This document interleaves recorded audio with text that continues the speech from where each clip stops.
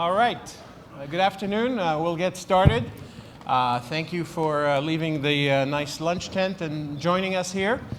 We have an exciting panel tonight, this afternoon for you, with some great industry luminaries and leaders who are going to talk to us about the question of whether every industry will have its own Tesla.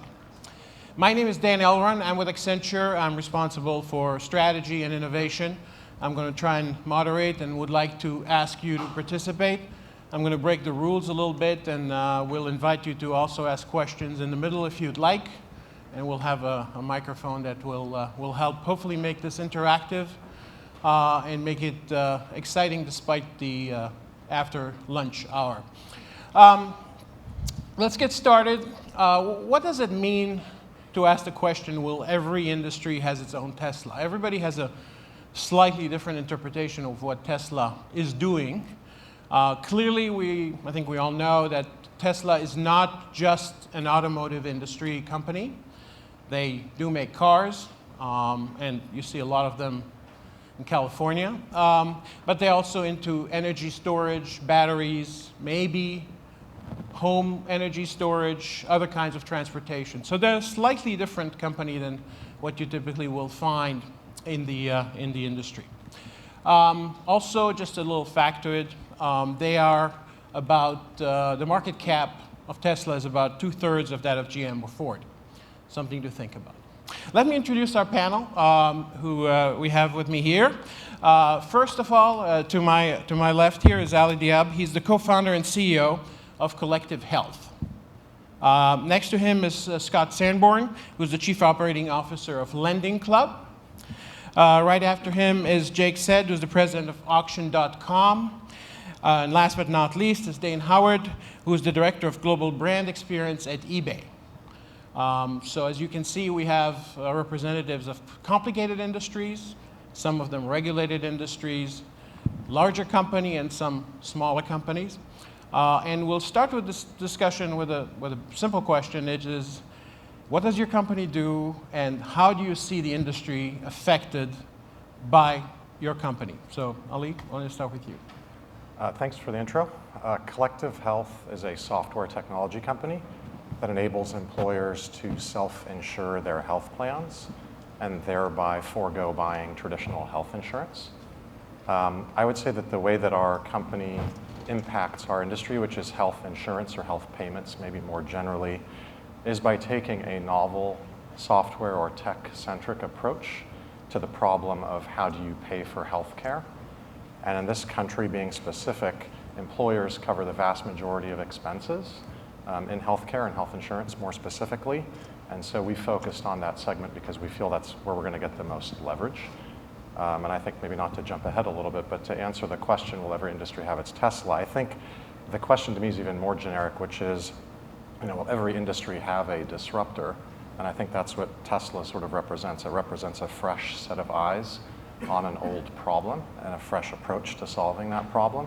And I think we are doing just that, and I think that's what the Valley is sort of famous for. Okay, great. Scott. And before Scott speaks, just so you know, he's in the fortunate position of being in the pre-IPO position, so you won't be able to answer every question that we might have. Right, thanks, Dan. So I am with Lending Club. What we do is we are the largest lending marketplace. And what that means is we have on one side borrowers, people who are seeking capital. That can either be individuals or businesses. And on the other side, we have investors who fund those loans in exchange for interest income. And Lending Club sits in the middle, underwrites, prices the loans, services the loans, and enables kind of the regulatory framework that makes that all possible. In terms of the question vis-a-vis Tesla, I think there's a couple interesting things worth thinking about. One is, I think, were you starting a car company from scratch today, you would ask yourself, is the current model the way you would build it? And I think Tesla answered that with a no. Lending Club is saying the same thing about the current banking system. Would you create thousands of bank branches all across the country? Would you attract deposits, have those deposits guaranteed by the federal government, and then lend those out? Probably not. And then the other thing that's interesting is part of what makes Tesla so hard to pin down as to what it is they're doing is that they've really vertically integrated all of those pieces. And from the distribution model through to the ongoing maintenance model, and Lending Club is doing sort of the same thing. If you look at, we're attracting the borrowers, we're underwriting them, we're pricing them, we're servicing them, we're grading them essentially, and we are issuing the security that's associated with their sale. So we've kind of compressed and reduced the intermediation costs that are present in the current banking system by putting it all together under one roof. Okay. And just as a little unsolicited commercial, I've been an investor in Lending Club, and last time I looked, my rate of return was 10.7% for the money I gave them to distribute, which is slightly higher than my regular bank would typically pay. Good to hear. Okay. Jake. Hi, Jake Sade with Auction.com. So we're the largest online marketplace for real estate transactions. You could think of us as the commerce analog of what Zillow and Trulia do. Those companies focused on content and really lead gen. And we're like an eBay for real estate, where the deal gets people go to our site to consummate the transaction. And this is everything from a home to a $75 million building. One of the things that we see in this phase of the internet is, and you look at the panelists here, really tackling regulated parts of the economy. And that's really kind of what we're in the heart of, is an industry that is highly regulated, has deep entrenched interests. For us, our approach was almost to change it as an insider, as opposed to maybe what you've seen with Uber and Airbnb saying, hey, we're going to do things very differently than the regulations. Same with Tesla. Tesla has taken an approach of saying we're going to do things very differently than what the regulations state. Given the lobbies that exist in our industry, we said, look, if we're not whiter than white, it's going to be very challenging to even get going. And so we've taken kind of an insider approach and evolving the industry through that method. Okay, great. Dane? So most of when I say what does eBay do, usually people have a perception of what they do, and we actually built something called our Commerce Innovation Center, where we take companies through and actually we're in the process of educating them about what we really do. And you'd suppose that marketplaces, but today we're fastly becoming a mobile company. Just south of 50%, 48% of all of our transactions go through mobile. I had the privilege to be one of the first designers on mobile, so I've watched this transformation of how we have listened to our customers on what they want in commerce today. But there's also the payment side, and there's also how we serve our customers. We quietly serve a lot of B2B customers in their infrastructure. So as we think about enabling commerce for people, our big challenge or opportunity is to say, well, how do we disrupt by doing it through a commerce enabled by people? And so when I had a chance to invite Franz, who's the head designer of Tesla, into eBay, he would tell me it was really hard to start from nothing. He sat quietly in the back room of SpaceX, and that felt, to me, really identified, because when there's momentum out there in the business, you become the quiet group. And so how do you create momentum inside of a large organization for something? And so he would say that one of his hardest things to do was to start from nothing. And if you think about the disruption that they created, it was interesting what the leadership put forth. He said, create a car in 4 years. Oh, I mean 2.5. And by the way, it has to go from 0 to 60 in 4 seconds, and has to have a 300-mile range, and it also, needs to have a $50,000 price point. Never been done. Well, the consumer perception for EVs or electronic vehicles is nothing shorter than a golf cart. That's the only experience that anyone's ever had. So they had the challenge of not just reinventing automotive, but how do you change the perception of how your commute might be? And so what I identify with is their tenacious going after the customer, and how they reimagined what the customer would perceive what they've done through design. Dane, one quick thing from our conversations earlier. Design seems to be almost a CEO level concern at eBay. Can you tell us a little bit about that? So I have the great privilege of working with John Maeda and our CEO, John Donahoe, this year.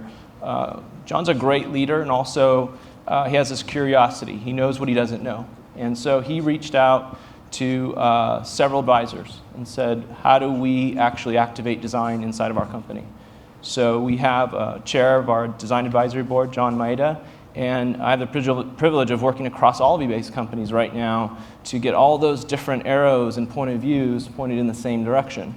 So whether you joined the company 9 days ago or 9 years ago, what we're doing is activating design across all of our companies. I want to get back to Ali. Maybe you can tell us why you started the company. I think there's an interesting story there which will explain what you're doing. Sure. I mean, I have no background in health other than being the son and sibling of physicians. I was working on another startup, a failed startup in the photo sharing space last year, and I was sitting at my desk in the middle of the afternoon, and I had this intense pain in the middle of my stomach, and it just kept getting worse and worse and worse, and it wouldn't go away. So I picked up the phone and I called my brother, who's a surgeon, and I was like, hey, I have this really, really intense pain in the middle of my stomach, and what do you think I should do? And I've never been hospitalized or ever had a health issue before.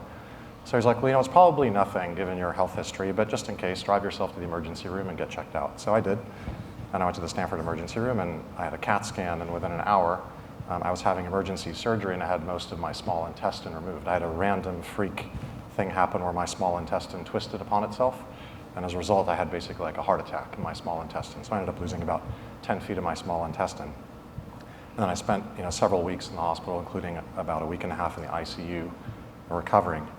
And then to add insult to injury, literally, when I got home, I came home to a stack of explanations of benefit, those lovely things that look like bills but say this is not a bill, and also a whole bunch of denial of coverage forms. And I was like, denial of coverage? And I had the best of the best PPO health plan at the time. And so basically I spent the next 4 months trying to figure out why my insurance company wouldn't pay for things.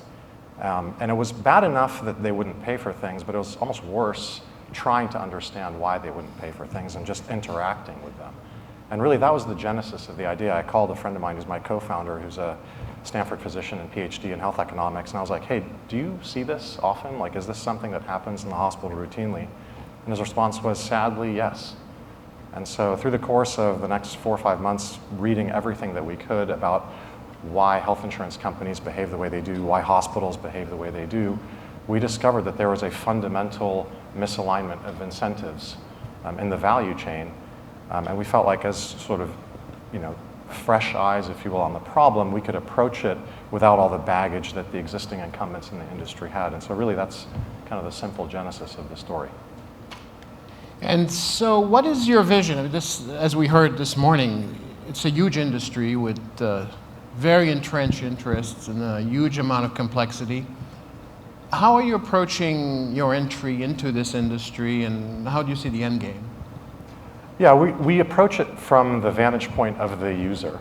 And the question that we ask ourselves is not how good can we make it or how much better can we make it, but how should it feel to somebody. And so when I picked up the phone and called my insurer, well, I'll leave nameless for now, the experience of just trying to speak with someone who could answer my question was like pulling my eyeballs out. So we start just with the simple premise of how should it feel when you call your health insurance company? How should they pick up the phone? How should they answer? What should their tone be like? How helpful should they be? What should the posture be like? And so I think it's kind of related to what Dane's talking about in terms of the way Tesla sort of sets some minimum thresholds of how a car should behave before embarking on building one. We have some just minimum criteria in terms of how people should feel when they call their health insurance company. And we think, given the wallet share that healthcare in this country and health insurance specifically represents, that having a shoddy or mediocre experience when you call your health insurance company is just simply not good enough. Like, it has to be exceptionally good because it takes a lot of money out of our wallets every month and every year. And it's something that when you're sort of in that pinch or when you're in that moment, you want help. You want somebody who's got your back, not somebody who's going to screw you over the minute that they have an opportunity to do so, which is, I think, what everyone, I could ask for a show of hands of who loves calling their health insurance company, but when I poll people randomly, they don't tend to really love their health insurer, and we think you should love your health insurer. They take so much money from you, you'd better love them. Will we still have these huge health insurance companies in the US in 10 years, do you think? I think we'll still have, yes, I think we'll still have large incumbents, much like the big four automakers still exist in spite of Tesla. But I think that unless they change, unless they address just the fundamental issue of serving people better, or the way they should be served, as I was saying earlier, I don't think they'll exist in the same kind of scale or the same kind of potency that they do currently. They are the largest lobbyists in this country after the chambers of commerce, so they have a lot of influence, and obviously they make a lot of money, which allows them to wield that influence. But I think, and Tesla's a great example, I think that that power can only last so long, even if you use regulation and all sorts of other political chicanery to empower yourself, if you will, for the long term.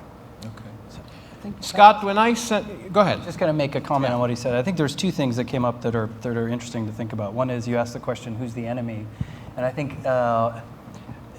it's an interesting question that I think especially startups are prone to asking because it's easy to mobilize the troops against something that's out there. I know in our case, not only do we not view banks as the enemies, they're actually our customers.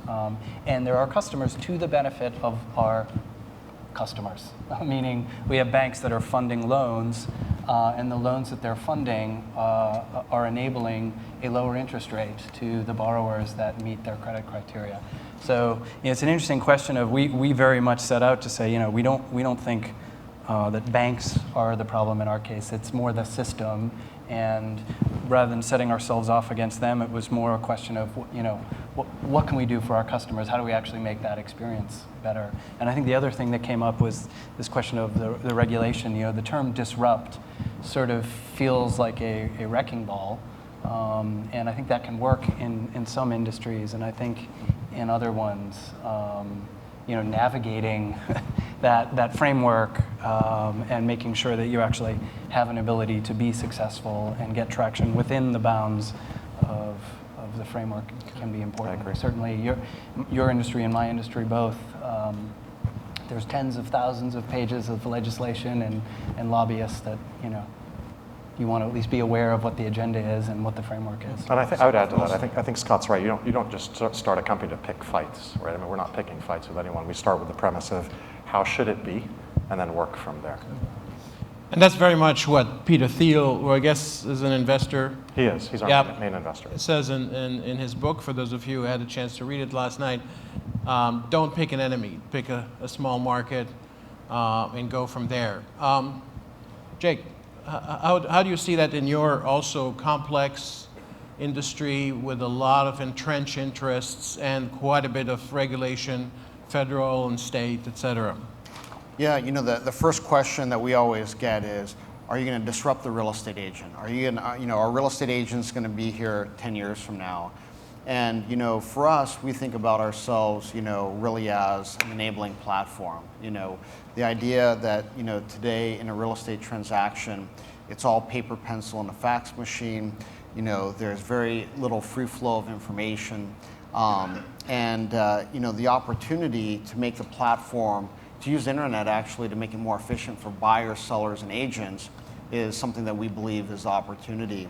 And we think like other marketplaces that went from offline to online, you'll have a mix as opposed to 100% intermediated, 100% full fee.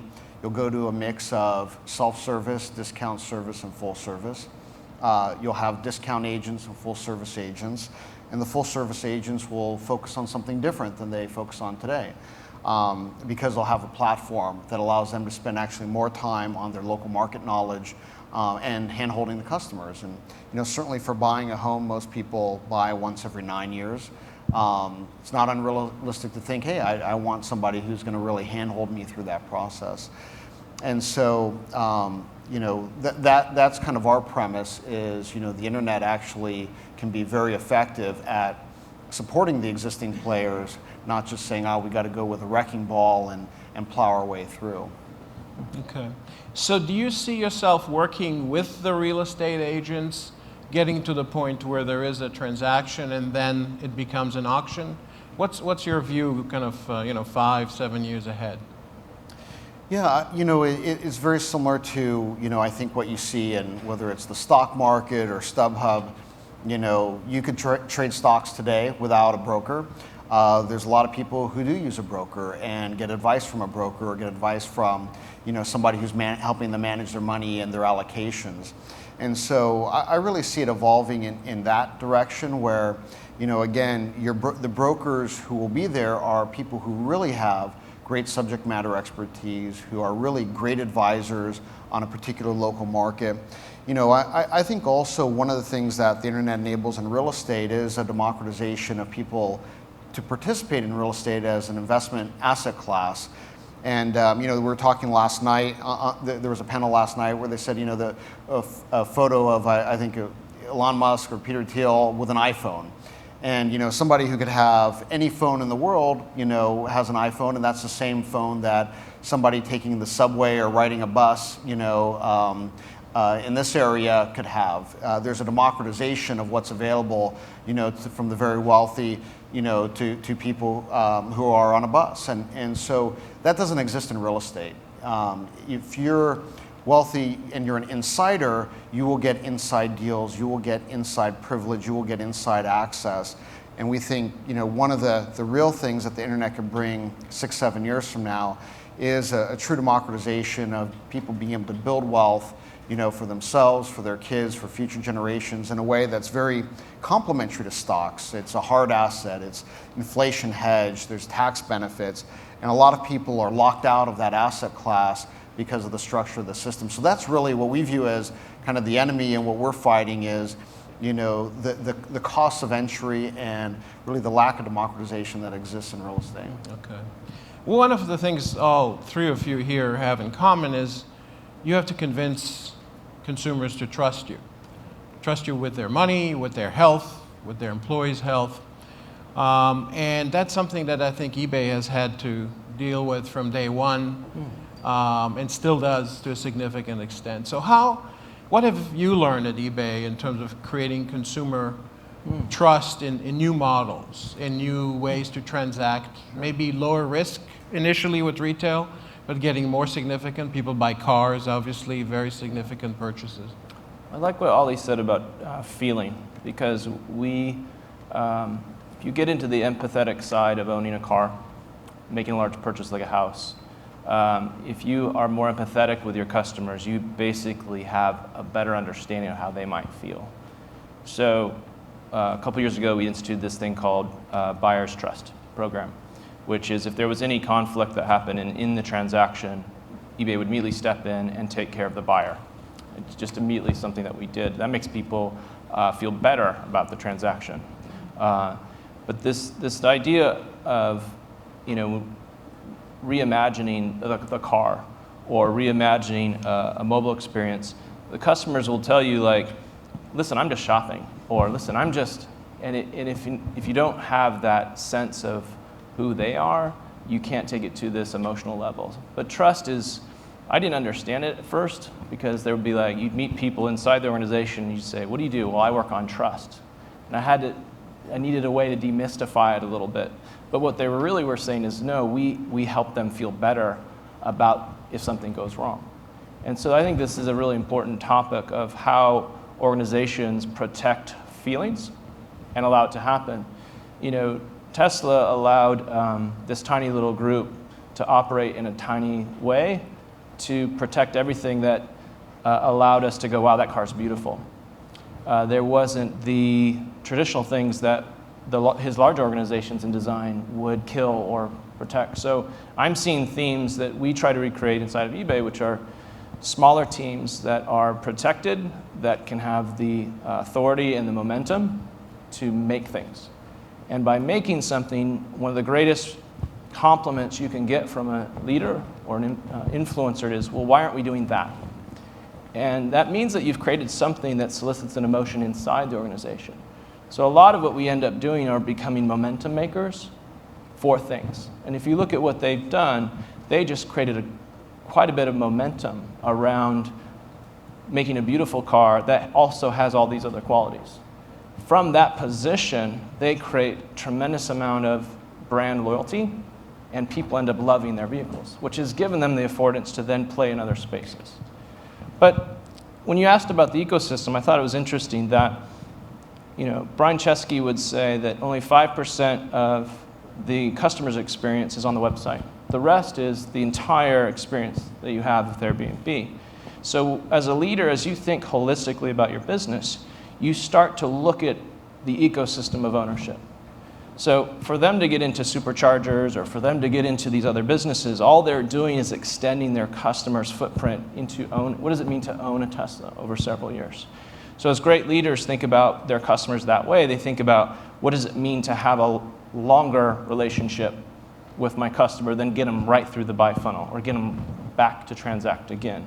And that's where you're going to start to feel companies making different decisions now. So that's why you're seeing a lot more emphasis, and we'll see more emphasis from us in design as well.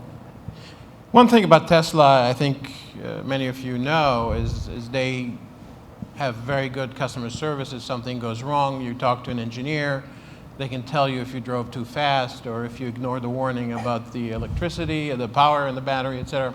One thing that struck me with Lending Club when I first sent my money is somebody actually called me, a live person, very impressive. It wasn't somebody who just got hired. It was clearly a very educated expert on the products to walk me through it. And it was probably a 30-minute call, which I thought was a long time.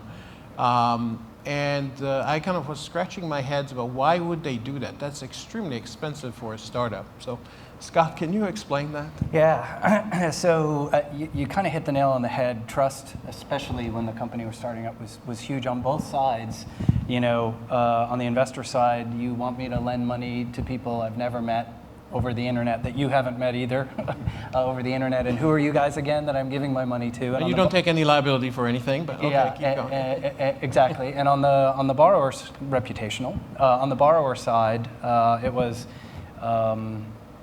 you want me to give you all of my information, and what are you going to do with it? So we did a few things on both sides to try and lower those barriers. I guess starting on the borrower side, since that's a little simpler, was one, or actually that covers both. We're very transparent. So we publish on our website all the data on all the loans that we've ever issued, both at origination, but also the subsequent performance. So both sides of our platform can see, well, either this is a, this is a very, substantial amount of loans coming through the system. Borrowers can see that it's real and this company is issuing loans, and investors can see the detailed performance. And then the other thing we do on the borrower side is try and be aware of that give and take of we don't ask, we only ask for what we need when we need it. So if you were to look at our application versus, say, a bank's, it isn't that it is wildly different. What it is that we don't ask you 2 pages of questions until we think we need them. So we will say, how's your credit and how much are you looking for? If you say your credit is terrible, we will say, we probably can't help you. Don't bother filling out the rest of this application.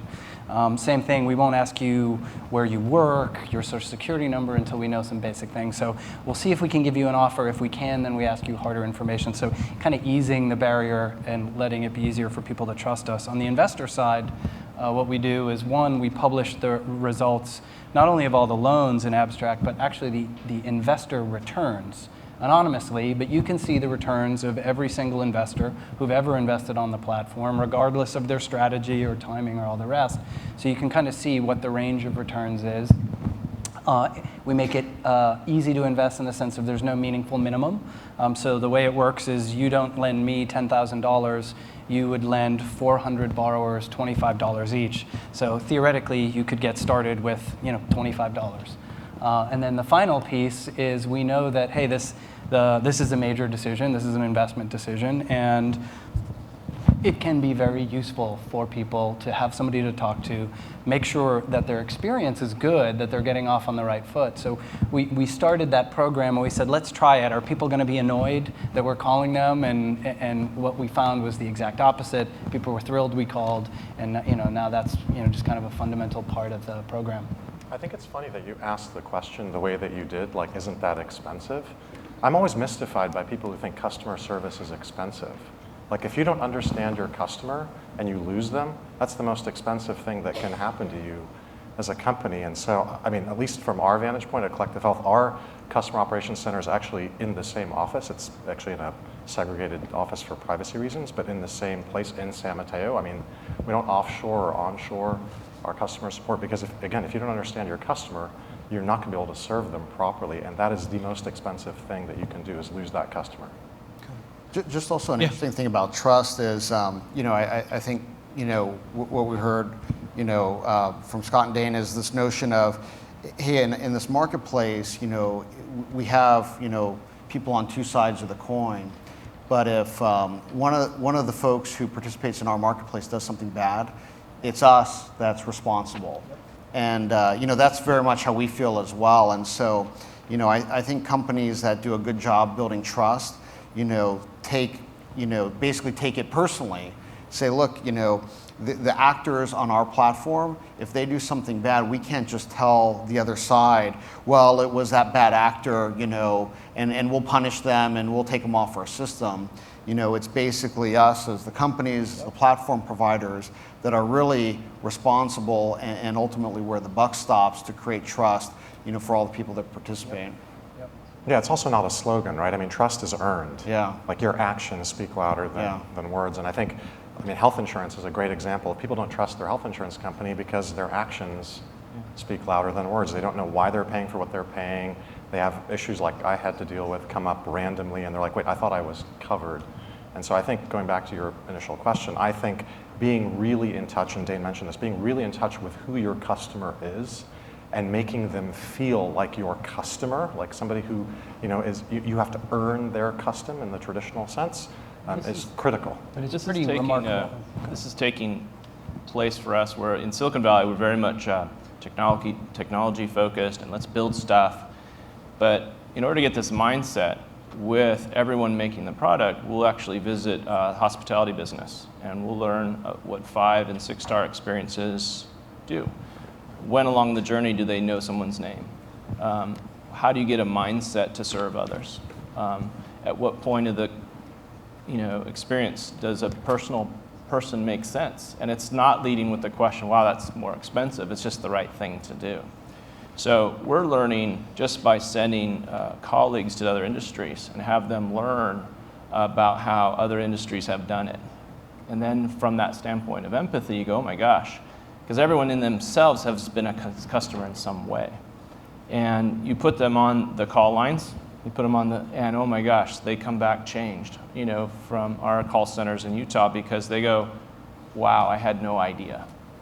And when they have a chance to talk to customers, just that empathy piece clicks, and they start to approach their jobs differently. Okay, that's interesting. So we're learning that the startups are actually teaching the incumbents what good customer service is. That's an interesting angle. I wanted to shift kind of into a more strategic question. I asked some bankers about Lending Club, and it probably applies to you too. And many of them said, we'll see how they do. If it really works, we'll do it, and they will just disappear. For now, it's an interesting educational experiment for us. How would you respond to that? I think I would generally say that a banker who would say that hasn't probably looked at the model in depth, because fundamentally the two wouldn't coexist. Meaning, with the idea that part of the advantages of the business model are frankly embedded in the fact that we are not a bank. So explaining what that means is, banks are required to hold capital on reserve against loans they're making. And so that has a true cost to the banks. We obviously don't have to do that because American taxpayers aren't on the hook for the loans. It's investor capital. So that is an example, but there are a number of examples that are frankly just embedded in the model that you would have to choose to be a bank or to create a credit marketplace. You can't really do both. And then I could keep going just in terms of the actual the risk tolerance that banks exhibit. Which is very different from, what part of the power of our model is we're attracting a very broad range of investors, from individuals, both high net worth and everyday retail investors, to insurance companies, pension funds, banks, and credit funds. And by having that diverse array of investors with diverse credit appetites, we're also able to offer better rates to a broader range of customers, which banks can't do. So you don't see that the argument that you're siphoning kind of the high value profits from the banking system, you don't see that as valid? So what I would say is that if you look at why we're able to offer better rates to borrowers, it is due to the operating costs. So our operating costs are significantly lower than a bank's, so that right away compresses it, and a few of these other model advantages. And we have banks participating in the loans, and they are earning yields that absolutely meet their requirements without having the costs and complexity supported. So there are banks that are funding loans on our platform precisely because they see that we can do this more efficiently than they're able to do it on their own. I want to ask the question about technology. Clearly, one thing that Tesla did is do well in terms of understanding the underlying technology and procurement of batteries, et cetera. How important is technology platforms in your success, in your ability to get into an established industry and then capture some of the value? Who wants to do that? An interesting thing that I found just in researching Tesla is that there's only 6 parts that you regularly have to replace in a Tesla. 4 tires and 2 wiper blades. So when you think about technology, it's to what end and how does it benefit the customer? The customer doesn't really care about technology, or at least they don't so much anymore. The megapixel race is done, Moore's law is pretty much flattened out. And it was actually John Maeda who said, are we in a design bubble? No, design's always been there. It's just that it matters more now. So technology never exists without great design, but design matters more. So what you're seeing with Tesla is that they brought efficiencies into a mindset that allows more acceptance. Yeah, it's still remarkable that you get a 300-mile range, but the moment that becomes a 400-mile range, it's taboo, right? And so we seem to think of technology as cutting edge for the moment, but if you don't put in the customer experience side of it, it's kind of to what end. So in a way, you're seeing this commoditization of technology, and that's why you're seeing this elevated discussion. Because every one of you open up your apps right now, the moment that we existed on the mobile apps, we don't compete with other commerce people. We compete with people's time, right? And so, in a way, how do you reduce that friction? So, to me, it's the conversation around technologies is less as important as it was just a couple of years ago. I would agree. I mean, if you break down what the word technology, where it comes from, its root is Greek. Technos and logos, the knowledge of how to do something. It's been obviously used in the software, hardware sense in the Valley, given where we are, but the knowledge of how to do something really well is the critical piece here, whether it's a process, like how you answer the phone, how you interact with your customers, how you market, how you advertise, or whether it's how you write the code to do the things that we do. And I think from our vantage point, software is fantastic at making processes that are prone to human error much less prone to human error. I mean, if you think about what a CPU is, it's a central processing unit. It's about making that process of instruction doing, if you will, or execution, much more efficient, much less human error prone than it otherwise would be. And I think health insurance is just a fantastic example of where throwing thousands or tens of thousands of human bodies at a problem does not make it better. And I think that's where we're sort of applying, to kind of borrow from the thread that Dane's going down. We're borrowing from technology where we need to in order to make that ultimate end user experience of how should it feel when you interact with your health insurance company to be as good as it possibly can. And we're using the technos and the logos, both in the software and even sometimes in the hardware and storage sense for how we store data, but also in the human sense for how do we sell people, how do we advertise to people, how do we treat them once we have them as customers, how do we keep them. So the technos and the logos applies to everything that we do, not just the code. I think there's to me, one of the power of technology, I would say in our case, it is one of the massive advantages because we have enabled so many processes that would be traditionally done through a more manual means. but it's bigger than, it adds up to more than the cost savings of a technology process or the reduction in the errors. It's the entire mentality of the company is built around this, right? This idea that we release software every 2 weeks and that the entire company is focused on how do we use this to make the experience better, to make things work faster, more efficient. I mean, therein lies the really kind of sea change of difference, I think, between an incumbent and a kind of a valley-based or wherever, any kind of technology startup, wherever they're based in the country. I think it's interesting, I mentioned, this wave of innovation, that we're seeing now is in these regulated industries, but it's also, connected to this notion of an end-to-end experience. And so, whether it's healthcare or how you borrow and interact with your lender, or Uber or the Airbnb, 5% of the experiences on the website, a big part of your experiences when you show up to that person's home and what that's like, or our experience, people aren't buying houses sight unseen, they have to get inside the house, they're interacting with people, there's a closing process that goes through part offline, part online. The notion of end-to-end is, I think, very important, and thinking through how technology and offline kind of weave themselves together to create an experience, I think is something that's more important now than in the past, given the industries that the internet is starting to tackle. So you see yourself as complementers, really, more than disruptors, back to the question that we had earlier. Or rethinking a process where by its very nature, you have to think about how offline and online weave together to make the whole experience. Because in the industries that we're in, the whole experience cannot be done all online. Okay. We have time for questions now, and I'm sure you have some. I see a hand way back there. If you could please introduce yourself, and we'll get going. Sure. Hi, I'm Brooks Bell with Brooks Bell. I have a question for Dane.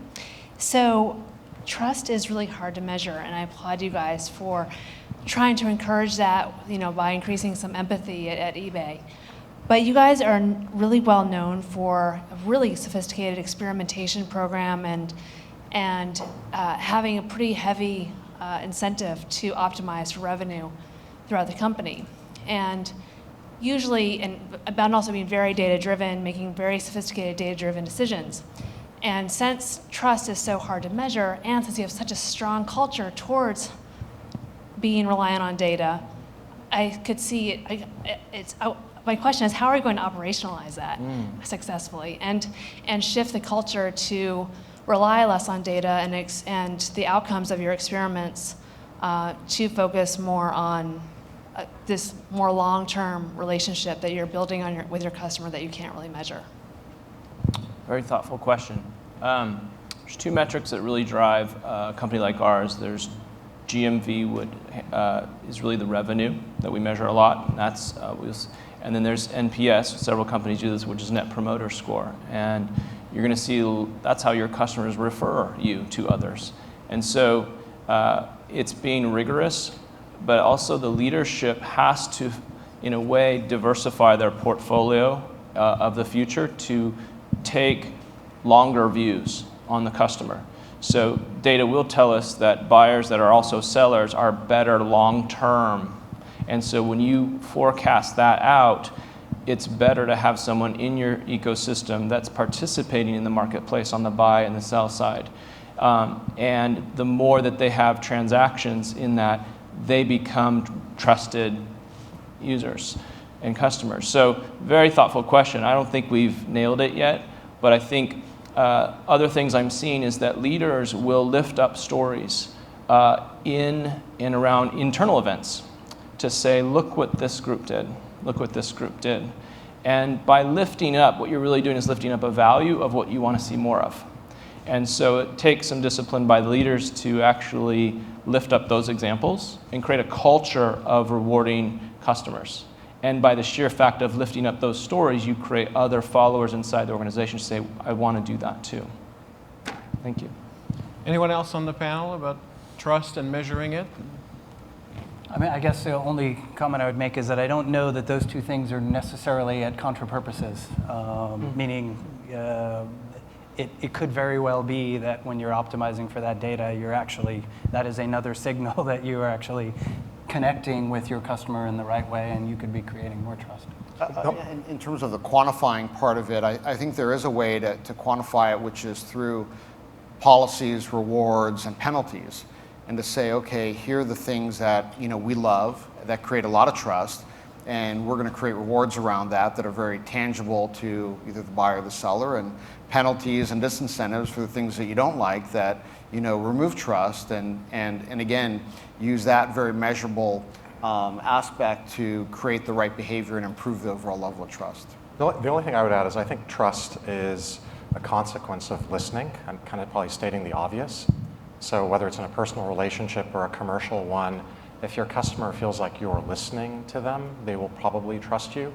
And so I think what's great about the era that we live in is the tools that we have available to us to listen to customers are quite sophisticated, whether it's the qualitative, like listening to recorded customer service calls, or whether it's instrumenting your site or your app to measure fall off or attrition or whatever it is. I think you can have a much more holistic picture of what that conversation looks like. But if your customer feels like you're not listening to them, meaning you're not taking that data in and then doing something with it that they want you to do, it doesn't matter. You can instrument your site or your app or whatever experience you have any way you want to, and if it's not improving, people are going to leave. How big a deal is social listening? If I type Lending Club reviews, you know what's going to come up. Yep. Yeah, no, it's a big deal for us on all fronts, both the on-site, off-site. We also measure NPS. We have a robust monitoring program of all of our contact center touch points, both by the managers in those groups, as well as kind of a second line independent from the managers to be, so we take it very, very, very, very seriously. And it's part of, we track NPS back to individuals, so we take it very seriously. Okay. Hendrik had a question right here in the first row. Yeah, so my name is Henrik Lages, I'm from Germany, and I work for TNG, which I founded, which is the Nerd Group. We are a group of programmers. So we build software all the time, and actually some of the German car companies are our clients, so maybe it's a partial comment, but are you actually sure that Tesla is such a role model? Isn't this the emperor's new car company? Because if you give me $500 million, I can certainly buy and build you something which may be impressive.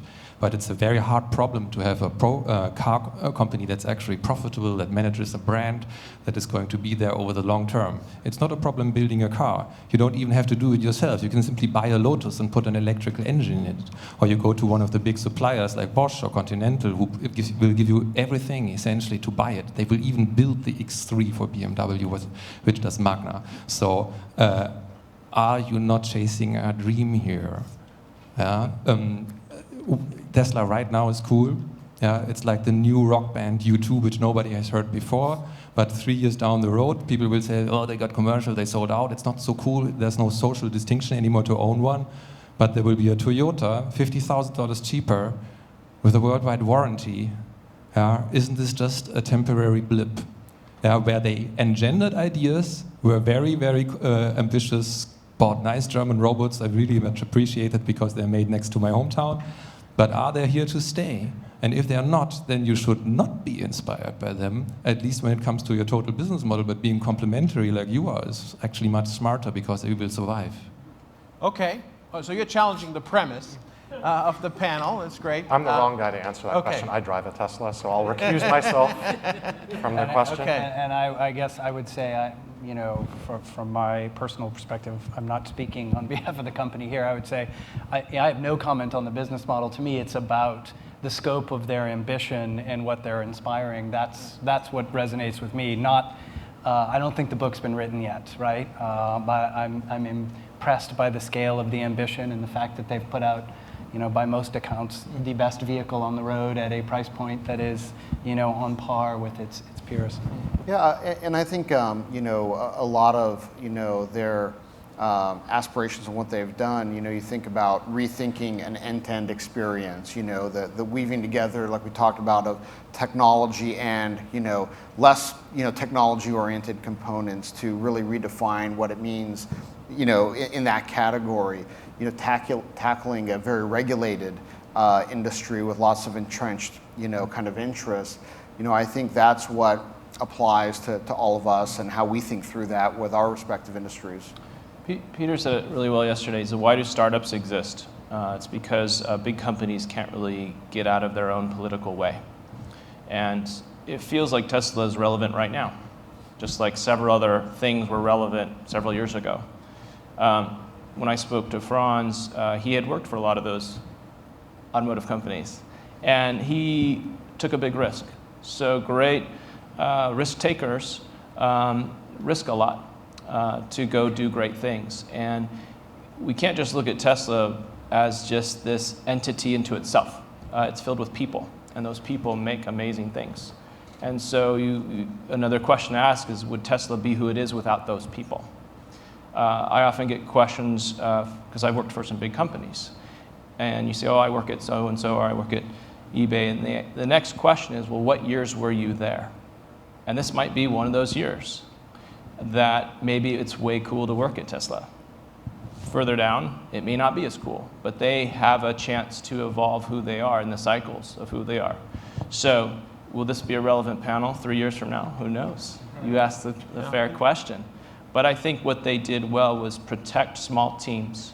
They took extraordinary risk, and they were able to leapfrog several things that big companies weren't doing because they weren't getting out of their own way. And you have a dynamic leader that enabled that to happen. So that's what I take away. And they did it all with empathetic design and put something out there that you fall in love with. Yeah, I'd also echo something that Jake said, which is they focused on the experience in its totality. And so having been the owner of a German car in the past, I can tell you the engineering is fabulous in a German car, but the customer experience is not always fabulous. And so just simple things like the fact that the software updates overnight, in my car when I'm sleeping over Wi-Fi is a great thing. I don't have to actually take the car in to have them issue a patch like in the actual service station. So I think your question about, are they deploying capital efficiently is probably a little bit neither here nor there in terms of answering whether or not an industry will have its Tesla. I think actually they will succeed, and I think Tesla will probably be one of those great examples where you can actually deploy a lot of capital and achieve rapid results if you have a very precise and clear mission. But again, I think the jury's still out. And Henrik, just a quick reminder that in this country, except for our sponsors, Ford, the car companies were bankrupt 5 or 6 years ago. So it's a little bit different. We have a question there. Elena, go ahead. Thank you, Dan. So my question is actually related on You want to say who you are? Elena Kvochko, World Economic Forum. I had a related question on the ambition. So, the question, will every industry have its Tesla, actually puts a lot of pressure on companies to be innovative and cutting edge. But do you think that every company needs to be innovative and cutting edge? And also, can you think of industries that may not need a Tesla at the moment? Okay, great question.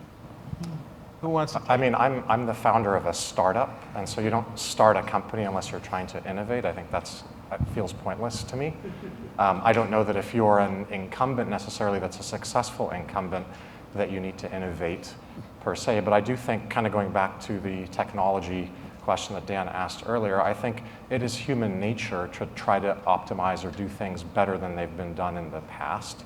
So whether you're innovating within an incumbent organization or innovating in an industry where the rate of innovation may not be quite as rapid as others, I think it's just human nature to want to do things better. I mean, take this hotel as an example. I mean, if we came here 5 years ago, it probably didn't look the same, probably didn't have the same kind of customer service, and they've managed to sort of maintain their position in this hotel market because they continuously improve the service, the decor, the food, et cetera. So I think it's just human nature to want to do things better.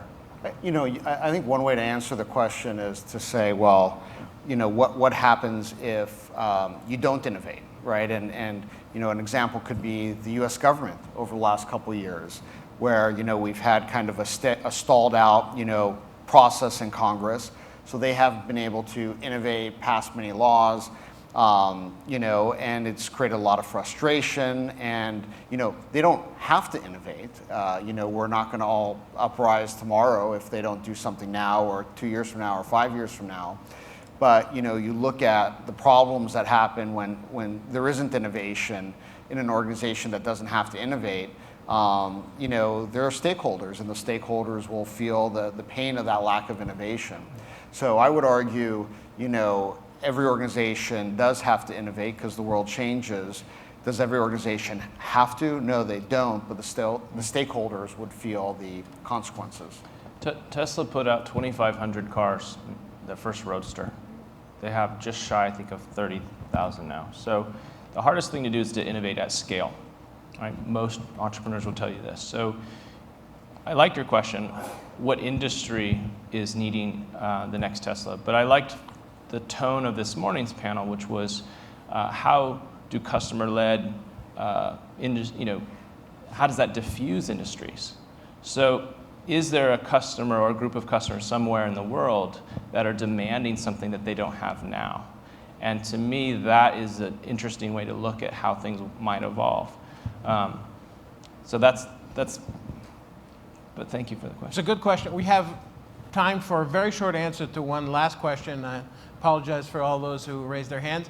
Go ahead. Can you make it a short one, please? Yes. Jesse Feller with Meeting the Minds. This is for Ali. I guess this is kind of specific, but how are you guys, for instance, like contracting with CPMC? Do you go through health insurance companies, or do you provide your own plans? And then how are you interacting with ACA and Covered California, for instance? I know you can get your own plan as a business. All those bureaucratic nightmare questions. Yeah, maybe you can answer shortly now and then give all the answers Sure. in detail later. We don't even know what the acronyms mean, but Yeah, the short answer is we partner with networks for access, so you can actually show like a card that's recognized by the provider when you go to see the doctor. We think that's important in terms of reducing the friction to visitation. And then to answer your second point, the ACA actually doesn't impact us all that much because self-insured or self-funded plans are actually governed by a body of law called ERISA, which is employer benefit law, which is outside of, not completely, but largely outside of the rubric of the ACA. So you can think of sort of exchanges for individuals and very, very small groups, and self-insured plans for kind of mid and larger sized employers. So we'll wrap up. We heard about whether it's better to disrupt or to complement. We heard about the role of trust and empathy. We heard about the role of technology and platforms, and we heard about business models and how they evolve in the context of incumbents. So with that, lots of material to think about. I'm sure we'll continue the conversations over coffee later. I would like to ask you to join me in thanking the panel. Thank you.